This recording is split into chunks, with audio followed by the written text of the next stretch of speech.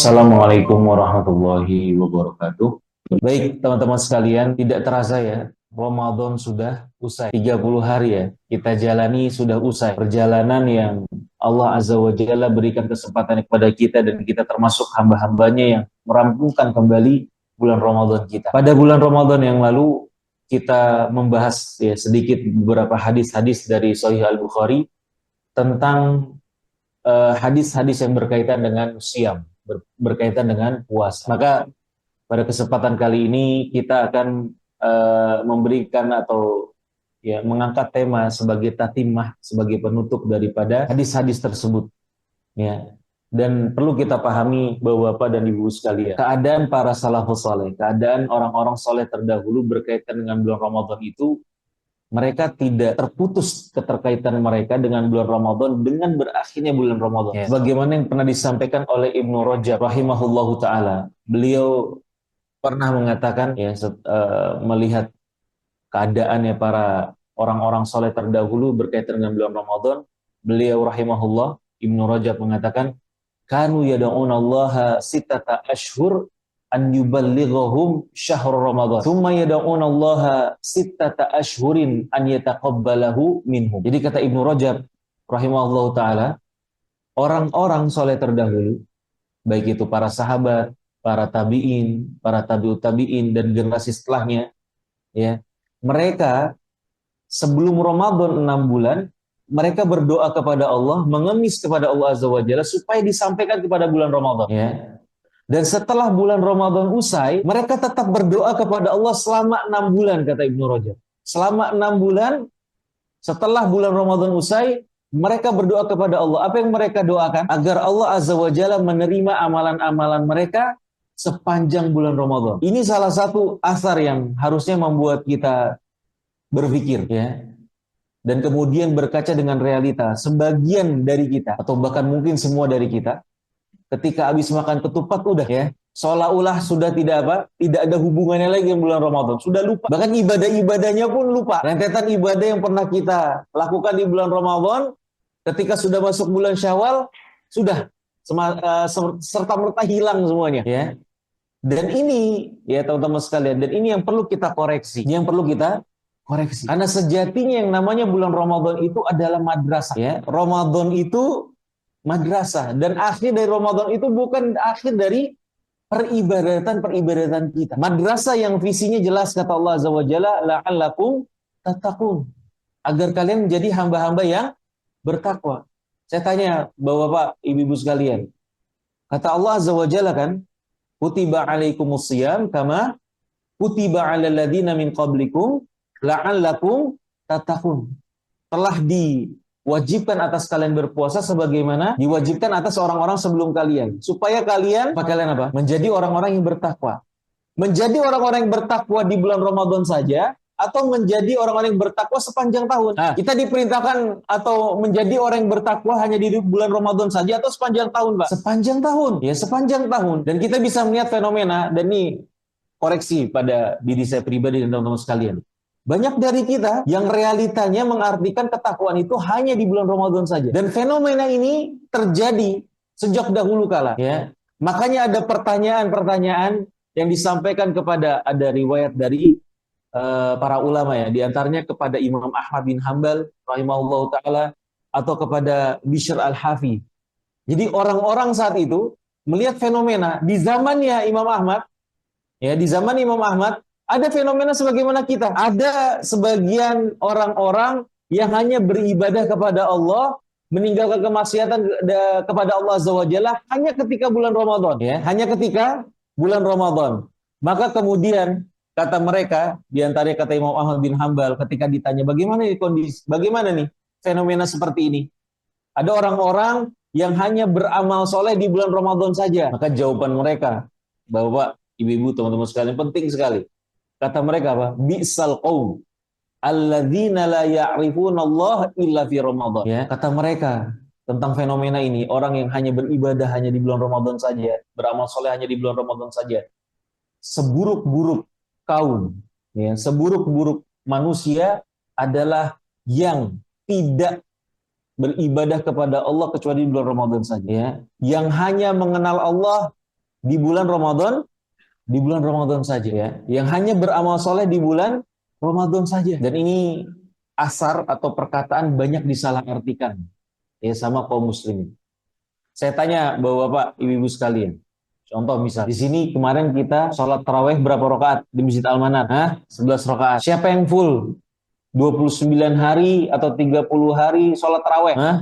Masya Allah. Ada yang full kan? Kita puasa Ramadan berapa hari? 1 bulan penuh. Lihat, kuantitas ibadah kita kan semuanya naik. Bahkan sedekah-sedekah kita juga. Kalau antum hitung-hitung mungkin di luar bulan Ramadan sedekah antum sebulan cuman berapa? 50 juta atau 40 juta? Ya kan? 50 ribu.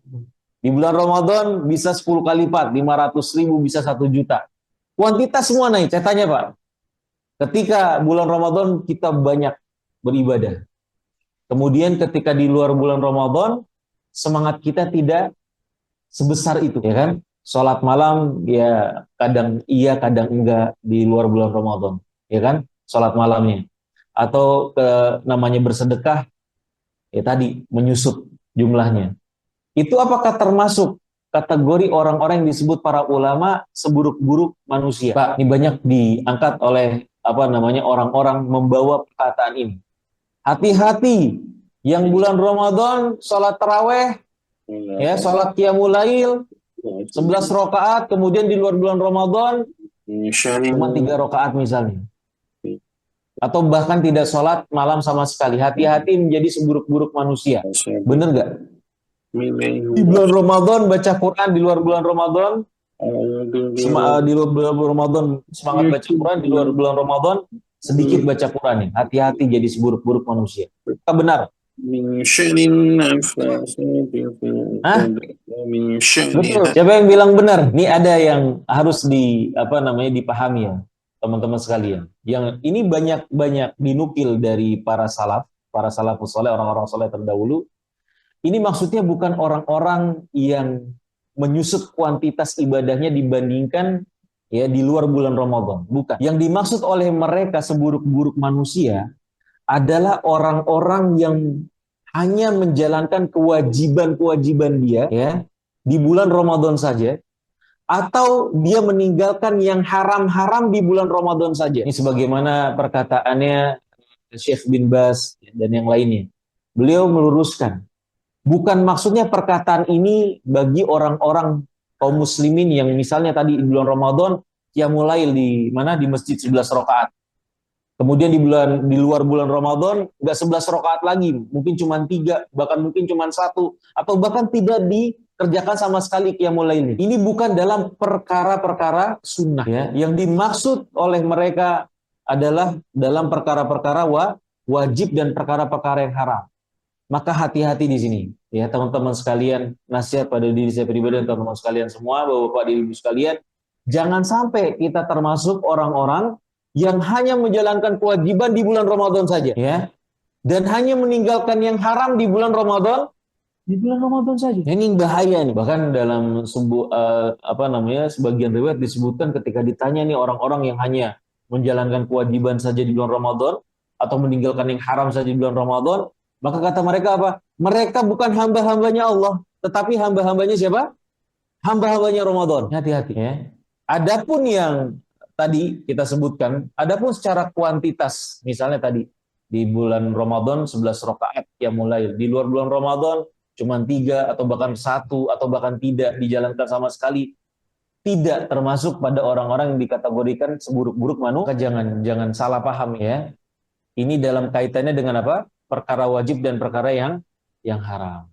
Tetapi teman-teman sekalian, ya kita sebagai seorang muslim yang mencoba untuk menjadi muslim yang ideal, maka sudah sepatutnya kita paling tidak mempertahankan Pak ya amalan-amalan soleh kita di bulan Ramadan, meskipun secara kuantitas tidak banyak di sebanyak bulan Ramadan, tetapi paling tidak amalan-amalan kita itu masih eksis. Kalau kemarin di bulan Ramadan 11 rakaat, ya mulai rajin di Masjid Al-Manar, maka di luar bulan Ramadan paling tidak masih ada eksis qiyamul lailnya, meskipun tidak 11 rakaat ya, paling tidak 3 rakaat sebelum kita tidur lah. Sebagaimana wasiatnya Rasulullah kepada Abu Hurairah radhiyallahu taala anhu, "Ausani khalili bi thalath, kekasihku Rasulullah SAW pernah berpesan kepadaku dengan 3 amalan. Salah satunya kata beliau apa? An utira qabla an anam. Agar aku supaya aku sholat witir sebelum aku tidur. Meskipun gak 11 rakaat sebagaimana di bulan Ramadan, tetapi kita masih ada qiyamul lail ya. Kalau kemarin di bulan Ramadan kita 30 hari berpuasa, paling tidak di luar bulan Ramadan masih ada puasa sunnah yang kita lakukan. Meskipun tidak 30 hari. Ya. Meskipun bukan puasa Daud yang selang-seling puasa. Atau bahkan Senin Kamis lah paling tidak. Atau 3 hari setiap bulannya. Yang 3 hari setiap bulan itu juga salah satu wasiat Rasulullah kepada Abu Hurairah. Ya. An asuma siyam salah satu ayam min kulli syahrin.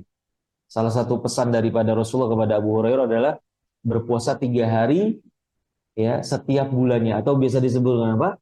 Ayamul bid. Kalau kemarin di bulan Ramadan, di sini hatam berapa kali? 10 apa 11, Pak? 10 kali apa 11 kali? Kalau misalnya bulan Ramadan kemarin kita bisa 1 kali, 2 kali hatam. Itu kan berarti paling tidak setiap harinya 1 lembar Al-Quran. Kalau 1 kali hatam kan? Di luar bulan Ramadan kalau nggak bisa 1 lembar 1 kali, Pak. 1 hari 1 lembar. Paling tidak masih ada beberapa ayat yang kita baca. Ya, mungkin intensitasnya antum sibuk kan? Sibuk apa nggak sibuk, Pak? Meskipun intensitasnya nggak setiap hari, tapi masih ada dalam sepekan kita baca Quran. Ya, kita pertahankan karena memang sejatinya teman-teman sekalian, ibadah kita itu bukan cuma di bulan Ramadan saja. Ya. Allah Azza wa Jalla kan berfirman, wa'bud rabbaka hatta ya'tiyaka al-yaqin. Dan beribadalah kepada Rabbmu sampai datangnya keyakinan. Apa keyakinan di situ maksudnya? Al-maut. Kata para sahabat, al-yakin di ayat ini adalah al-maut, kematian. Intensitasnya boleh meningkat di bulan Ramadan, tetapi di luar bulan Ramadan meskipun secara intensitas itu tidak sebanyak, tetapi masih eksis ibadah-ibadah tersebut. Ya, maka dari itu teman-teman sekalian saya ingatkan ya, poin keduanya bahwa Ramadan itu bukan akhir. Ya, ingat sekali lagi, wa'budu rabbaka hatta ya'tiyakal yaqin, dan sembahlah Rabbmu, beribadalah kepada Rabbmu sampai datangnya keyakinan, itu datangnya kematian. Ya, akhir kehidupan kita itu ya, atau yang namanya amal soleh, ibadah atau pertaubatan itu dibuka sama Allah Azza wa Jalla, tetap akan diterima oleh Allah Azza wa Jalla sampai ada kita pada 2 momen ini. Ketika seorang manusia sampai 2 momen ini, maka sudah tidak ada lagi yang namanya amal soleh diterima. Ya. Yang pertama adalah indal ghorghoroh. Yang pertama adalah ketika nyawa sudah sampai tenggorokan. Sudah ditarik nyawa itu sampai tenggorokan, maka ketika itu sudah tidak ada lagi amal soleh diterima atau pertaubatan diterima. Ya. Yang kedua, ketika matahari muncul dari tempat terbenamnya, terbit dari tempat terbenam, yaitu hari kiamat, tanda kiamat besar. Ya, maka ketika seorang manusia belum sampai momen ini, amal solehnya masih diterima oleh Allah Azza wa Jalla, pertaubatannya masih diterima oleh Allah Azza wa Jalla. Dan ini adalah sejatinya target kita, ya kan? Target kita sebagai hamba Allah Azza wa Jalla bagaimana mengakhiri kehidupan kita dalam keadaan yang baik. Barometer keadaan yang baik adalah dalam keadaan kita beribadah, beramal soleh, dalam kondisi yang baik, bukan dalam kondisi bermaksiat. Kenapa seperti itu? Kata Rasulullah SAW, innamal a'malu bi khawatimiha. Sesungguhnya amalan-amalan seorang hamba akan ditentukan pada ujungnya. Akhirnya seperti apa? Bagaimana kondisi kita ketika dicabut nyawanya oleh Allah Azza wa Jalla? Apakah dalam kondisi yang baik? Apakah dalam kondisi yang buruk? Makanya kan kita sering minta sama Allah husnul khatimah kan? Ada minta nggak, Pak? Minta tidak sama Allah? Minta sama Allah husnul khatimah. Kita berlindung kepada Allah dari su'ul khatimah, akhir yang buruk. Rasulullah SAW pernah bilang kepada Anas bin Malik, Allah tu'jabu, jangan kamu mudah terpesona dengan seseorang. Ya. Mudah terpesona oleh seseorang sampai benar-benar kamu melihat bagaimana kondisi dia ketika dia meninggal, ketika dia mati. Ya. Kenapa seperti itu? Kata Rasulullah, wa idza aradallahu bi 'abdin khairan ista'malahu qabla mautih. Sesungguhnya Allah kalau berkehendak kebaikan atas seorang hamba, Allah akan pekerjakan dia sebelum dia mati. Maka Anas bin Malik dan para sahabat bertanya kepada Rasulullah SAW, Apa maksudnya wahai Rasulullah?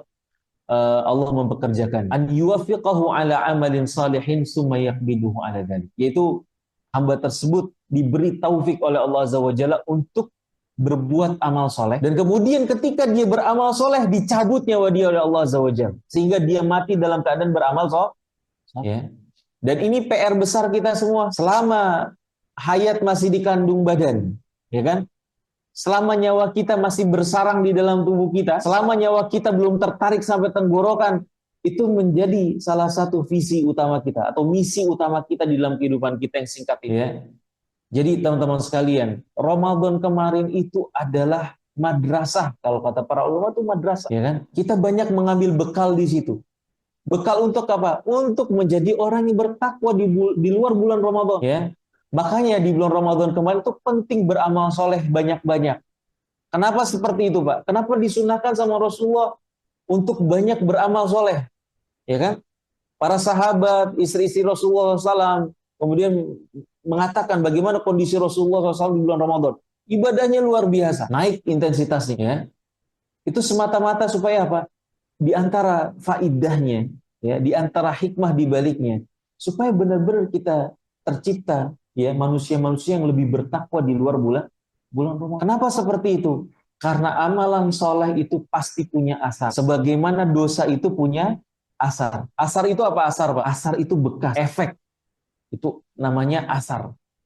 Amal soleh yang kita kerjakan pasti ada efeknya, ya. Nggak mungkin nggak ada efeknya. Dosa yang kita lakukan ada efeknya tidak?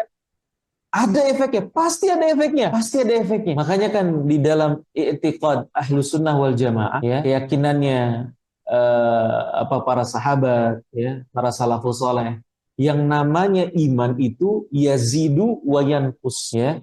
Iman itu tidak stagnan, iman itu tidak hanya satu bagian yang tidak akan bertambah, tidak akan berkurang. Tetapi iman itu bertambah dan berkurang, sifatnya fluktuatif, sifatnya bertambah dan berkurang. Dengan apa iman bertambah, Pak? Dengan apa iman bertambah? Nah, Pak, kita Ahlus Sunnah kan? Ya. Dengan apa iman kita bertambah? Yazidu bitta'ah. Iman itu akan bertambah dengan ketaatan kita kepada Allah. Kita beramal, kita menjauhi kemaksiatan, itu akan bertambah keimanan kita, bertambah ketakwaan kita. Wayan kusu, dan iman itu akan berkurang dengan apa? Dengan kemaksiatan. Kita mungkin nggak menyadari ini, ya teman-teman sekalian. Kadang-kadang kita menyadari ini. Coba antum perhatikan, ya. Ketika kita beramal soleh, kecenderungan kita itu apa? Beramal soleh lagi. Apalagi kalau benar-benar amalan soleh itu keikhlasannya sempurna atau keikhlasannya luar biasa. Itu akan membawa kita kepada apa? Kepada amalan soleh yang lainnya. Kita akan merasakan kebahagiaan ketika kita beramal soleh. Maka amal soleh akan membuahkan amal soleh yang lainnya. Sebagaimana kemaksiatan. Coba untuk ketika maksiat, Pak. Di sini kita pasti bermaksiat kan ya? Pasti kan, Pak? Pasti tidak? Ada yang nggak pernah maksiat? Pasti ada. Pasti kita bermaksiat.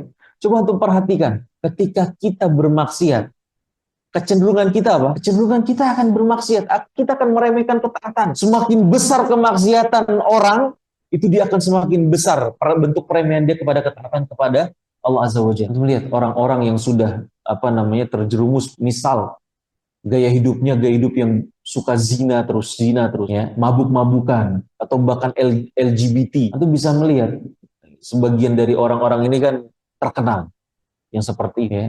Atau antum pernah banyak kenal punya kenalan orang-orang yang seperti itu gaya hidupnya.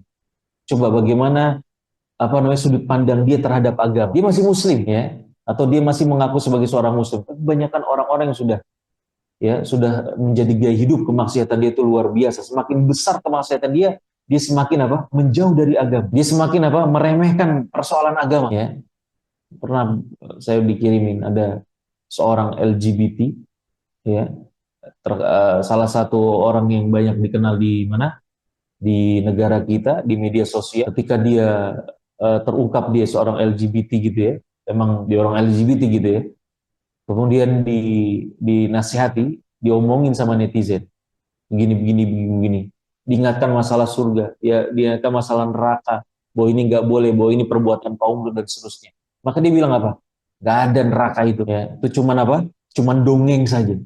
Seperti orang semakin teracuni dengan kemaksiatan dia, semakin jauh dia, semakin ambruk, semakin bobrok keimanan, bahkan sampai membawa dia kepada kemaksiatan, kekufuran, ya. Makanya hati-hati teman-teman sekalian. Ketakwaan kepada Allah Azza wa Jalla yang kita sudah pupuk di bulan Ramadan, itu sejatinya adalah bekal kita di luar bulan Ramadan, ya. Bulan Ramadan itu kan kita dikasih fasilitas yang mewah. Benar tidak, Pak? Fasilitas yang mewah oleh Allah Azza wa Jalla. Untuk bisa rasakan kemarin bulan Ramadan itu kita bersemangat. Mungkin sebagian dari kita yang 11 rakaat sholat taraweh ketika di luar bulan Ramadan mikir, kok bisa saya kemarin sholat tiap malam di Masjid Al-Manar 11 rakaat ya mulai, ya kan?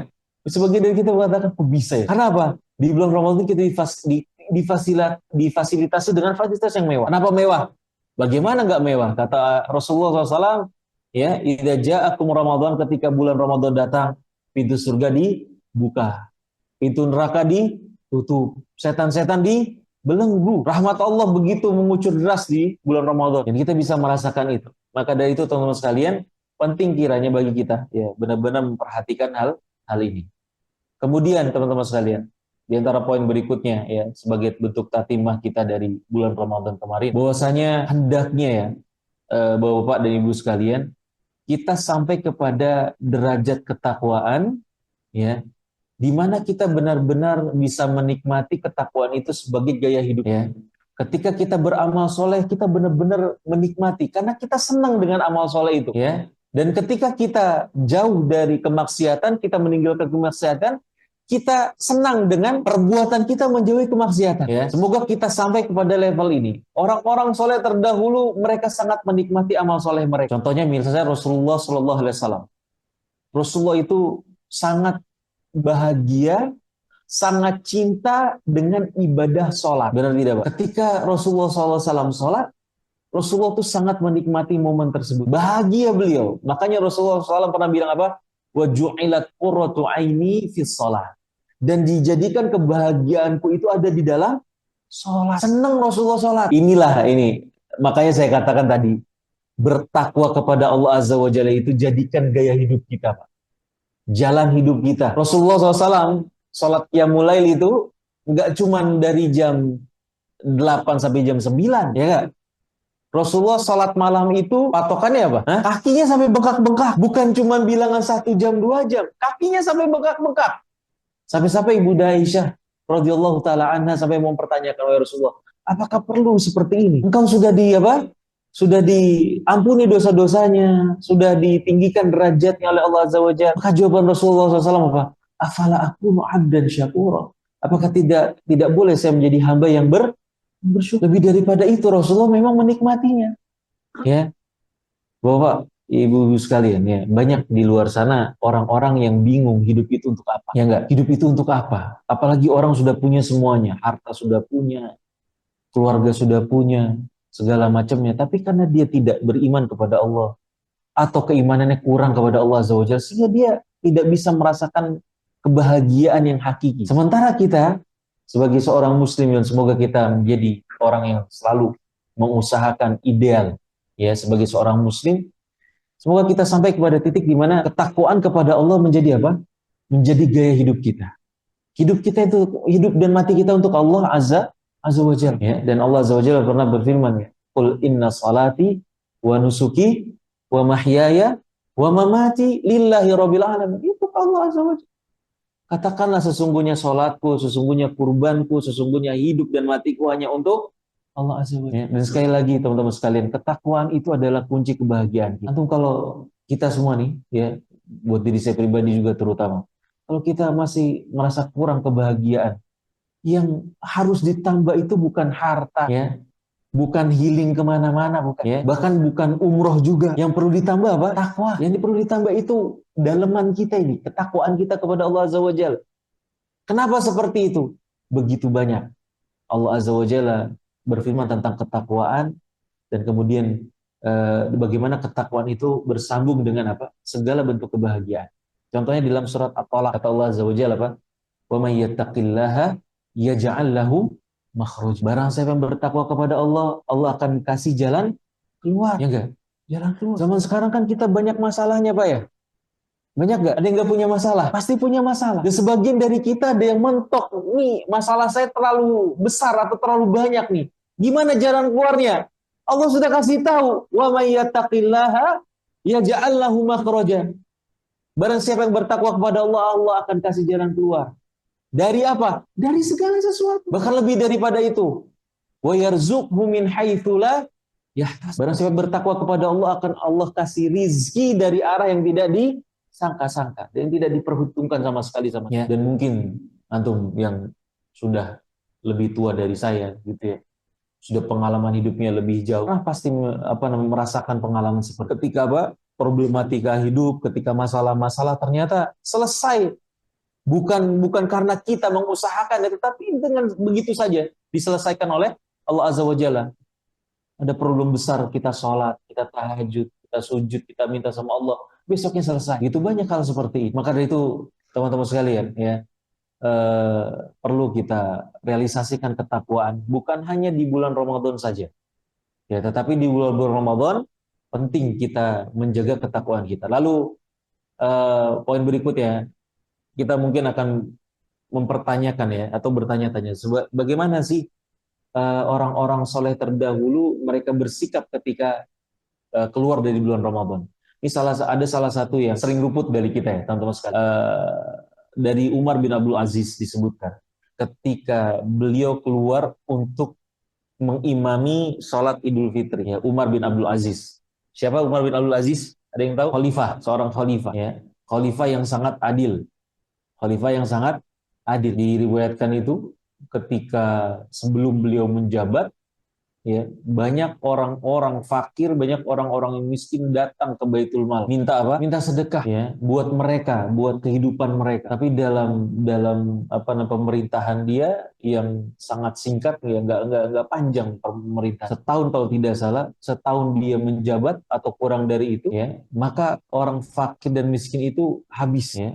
Bukan karena transmigrasi, bukan. Tapi karena apa? Ya, mereka mendapatkan kemakmuran, mereka mendapatkan kesejahteraan. Sampai-sampai disebutkan karena saking gak adanya orang fakir sama miskin di zaman dia, ya, petugas saat itu sampai nyari siapa yang butuh apa disedekahi, dicari, nggak ada ya, saking dahsyatnya kemakmuran saat itu. Pada akhirnya sebagian, ya, dalam riwayat itu sebagian daripada umbi-umbi, sebagian daripada biji-bijian itu ditaruh di mana, di bukit-bukit supaya jadi makanan burung ya, sampai seperti itu. Nah, Umar bin Abdul Aziz ketika Idul Fitri beliau keluar mengatakan kepada manusia, kepada kaum muslimin saat ini, ayuhan nas, innakum sumtum lillahi salasina yauman wa kumtum salasina laila wa kharajtumul yaum tatlubuna minallahi an yataqabbala. Wahai manusia, sesungguhnya kemarin kalian sudah berpuasa 30 hari. Kalian qiyamul lail, kalian sholat tarawih 30 malam. Dan pada hari ini, Idul Fitri ini, kalian keluar adalah semata-mata meminta kepada Allah agar Allah menerima amalan-amalan kalian. Dan ini salah satu sunnah orang-orang saleh terdahulu yang sering kita tinggalkan. Nah, tadi saya sampaikan, banyak dari kita Idul Fitri habis makan ketupat sudah lupa kemarin Ramadan. Padahal salah satu sunnahnya, ya, salah satu kebiasaannya orang-orang saleh terdahulu dari sahabat dan seterusnya, mereka minta sama Allah agar amalan-amalan mereka diterima, sholat tarawih mereka diterima, puasa Ramadan mereka diterima, sedekah mereka diterima, zakat fitrah mereka diterima. Minta sama Allah mereka itu, berharap. Maka bahkan Ibnu Rajab mengatakan 6 bulan mereka minta itu kepada Allah. Ya, 6 bulan mereka minta, ya Allah, terimalah ya amal soleh saya kemarin di bulan Ramadan. Jadi Pak, banyak dari kita yang menyangka bahwa setiap kali kita beribadah pasti diterima. Ya. Padahal ibadah dan diterimanya sebuah ibadah oleh Allah Azza wa Jalla adalah perkara yang berbeda ya, antara satu dengan yang lain, Pak. Contohnya misalnya puasa Ramadan. Kita semua kan kemarin puasa Ramadan, betul tidak? Semua puasa Ramadan, bawa apa lagi?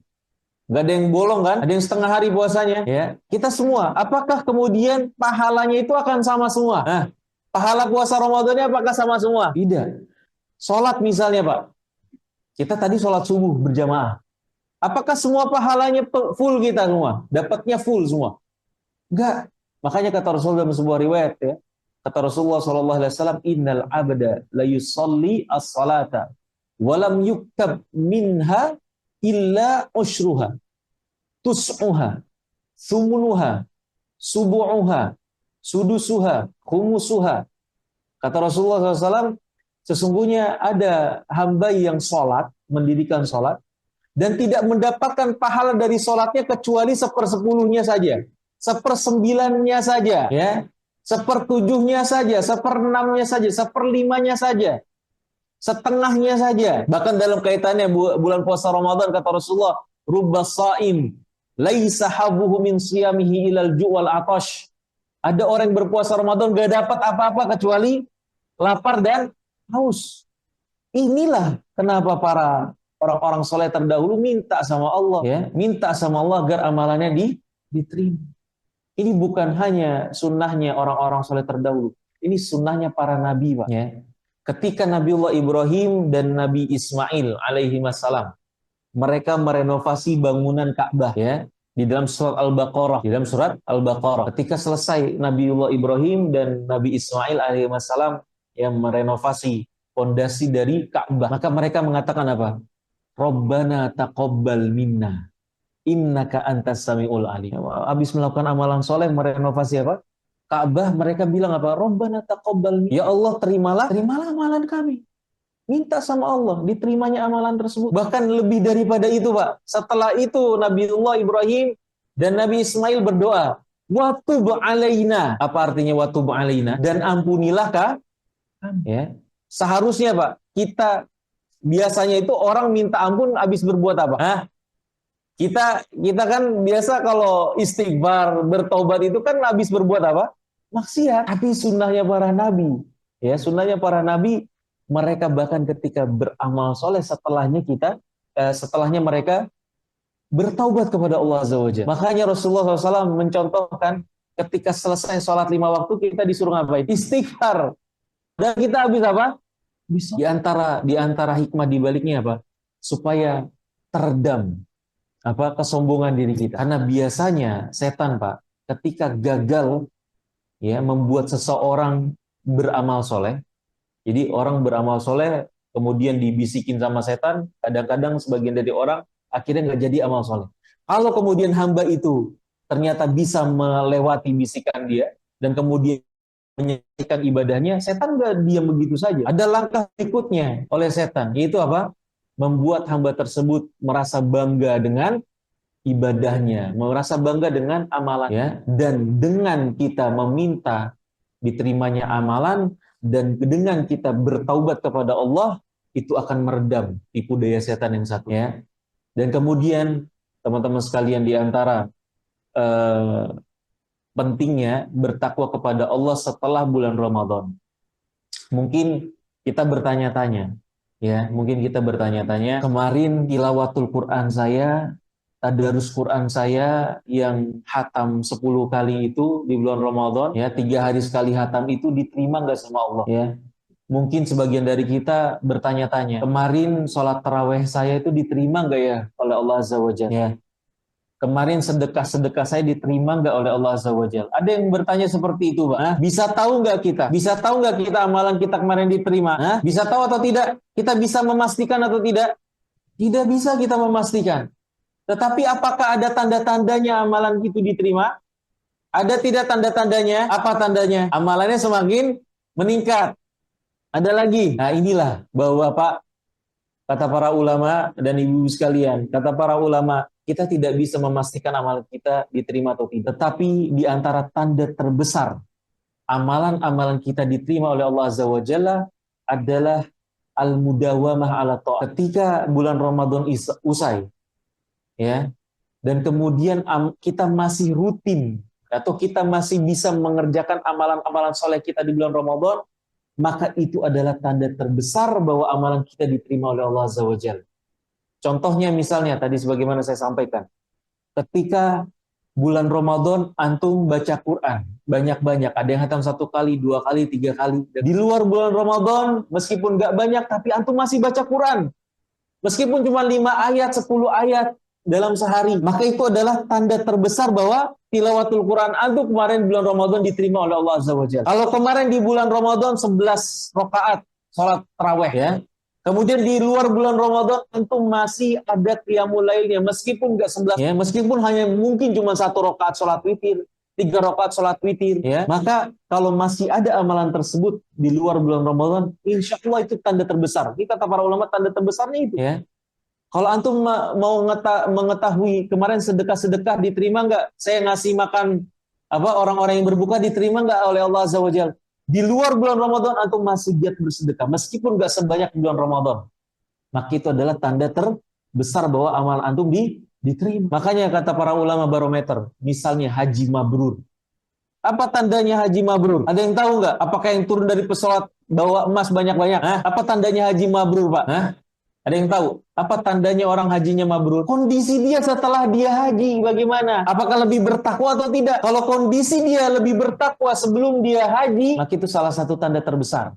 Kita nggak bisa memastikan, tetapi tanda terbesarnya seperti itu. Misal, ibu-ibu sebelum hajian kadang-kadang jilbabnya naik turun, misal sebelum hajian kadang-kadang buka jilbab, kadang-kadang pakai jilbab. Setelah hajian konsisten, tutup aurat terus, jilbabnya jilbab yang syar'i, bukan jilbab gulung leher, ya, tapi benar-benar ideal, hijab yang ideal. Bapak-bapak misalnya, ya, sebelum hajian masih sering buang-buang uang untuk keperluan untuk kepentingan yang nggak penting lah, ya, masih foya-foya, banyak foya-foya dengan hartanya. Ketika selesai hajian, masya Allah, duitnya nggak keluar kecuali untuk kebaikan, untuk sedekah, untuk ini dan untuk itu, untuk kepentingan umat dan seterusnya. Maka penting ya, Bapak-bapak dan Ibu sekalian, di antara salah satu sunnahnya orang-orang saleh terdahulu adalah kita memastikan bahwasanya amalan-amalan kita di bulan Ramadan itu masih ada. Meskipun secara kuantitas itu tidak banyak sebanyak di bulan Ramadan, tetapi amalan-amalan itu masih kita pertahankan, ya. Syukur-syukur kita adalah orang-orang meskipun tidak banyak kuantitasnya, tetapi kita memastikan kualitasnya semakin baik. Ya, demikian Bapak-bapak dan Ibu sekalian, apa yang bisa saya sampaikan saya kembalikan kepada sebuah acara.